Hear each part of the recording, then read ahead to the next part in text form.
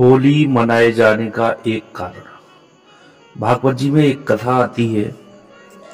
हिरण्यकश्यप जो कयाधु नंदन प्रहलाद को मारने के लिए अनेक प्रयत्न करता है, उसको आगी में जलाता है, जल में डुबाता है, नांग से डसवाता है। कई प्रयत्न करने के बाद भी जब प्रहलाद की मृत्यु नहीं हुई, क्यों? क्योंकि जिसको भगवान रखते हैं उसको संसार में मारने वाला कोई नहीं। मारने वाला है भगवान और बचाने वाला ही भगवान। 6 चीजें परमात्मा के हाथ में है। हा नीलाभ जीवन मरण जस अब जस विधियात। तो प्रहलाद जब नहीं मरे तो हिरण्यकश्यप चिंतित बैठा था। उसी समय होलिका बहन आई। उसने पूछा, भैया आप इतने चिंतित क्यों हैं? हिरण्यकश्यप बोला, बहन मैं तुम्हें क्या बताऊं, ये प्रहलाद जो तेरा भतीजा है, ये नारायण का जाप करता है और नारायण मेरा दुश्मन है। ना जाने ये शिक्षा इसको किसने दी, और ये नारायण का बीज अगर इसमें उत्पन्न है तो सारे हमारे राज्य में नारायण के ही भक्त हो जाएंगे। मैं इसको मारना चाहता हूं लेकिन ये मरता नहीं है।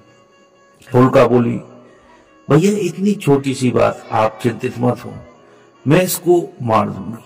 कैसे? उसने कहा, मुझे एक ब्रह्मा जी के द्वारा वरदान प्राप्त है। उस वरदान में मुझे ब्रह्मा जी ने एक चुनरी दी है। जिस चुनरी को ओढ़ के मैं अग्नि पे प्रवेश कर जाऊंगी, अग्नि पे बैठी रहूंगी, लेकिन मेरे तन को कोई जला नहीं पाएगा, वो अग्नि प्रभावित नहीं कर पाएगी। तो होलिका ने कहा, आप भैया लकड़ियों की व्यवस्था कीजिए, मैं प्रहलाद को लेके और जलती हुई उन लकड़ियों पर बैठ जाऊंगी।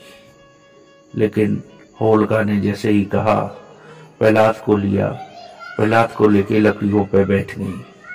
प्रहलाद जी तो अपने प्रभु के ध्यान में मग्न थे। ओम नमो भगवते वासुदेवाय, ओम नमो भगवते वासुदेवाय, इस मंत्र का 12 अक्षर मंत्र का जाप कर रहे हैं। इधर होलिका जी ने इशारा किया कि अग्नि प्रकट कर दी जाए, लकड़ियों में आग लगा दी जाए। आग जलने लगी। प्रहलाद जी नहीं घबराए और जलते जलते आग जब होलिका के पास में आई तो उस आग से होलिका भी जलने लगी। अब एक यहाँ प्रश्न उठता है कि जब ब्रह्मा जी ने वरदान दिया था, फिर होलिका कैसे जल गई? क्योंकि ये शंका होती है।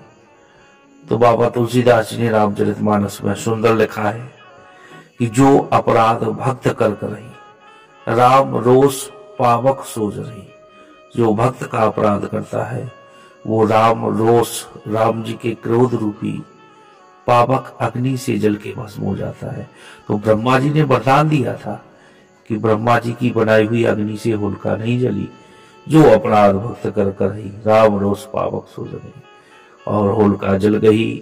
प्रहलाद जी को अग्नि कुछ नहीं बिगाड़ सकी। इसलिए हिरण्यकश्यप वाले जो लोग होते हैं वो होलिका के जलने में दुख प्रकट करते हैं, इधर उधर गिरते हैं, नशा करते हैं, अन्यत्र गंदी जगहों पर गिरते हैं। जो प्रहलाद के तरफ वाले भक्त लोग हैं, जो प्रहलाद जी को चाहते हैं, प्रहलाद जी का अग्नि कुछ नहीं बिगाड़ सकी, वो बेचारे भक्त भगवान का कीर्तन करते हैं, भगवान का गुणगान करते हैं। ऐसे इस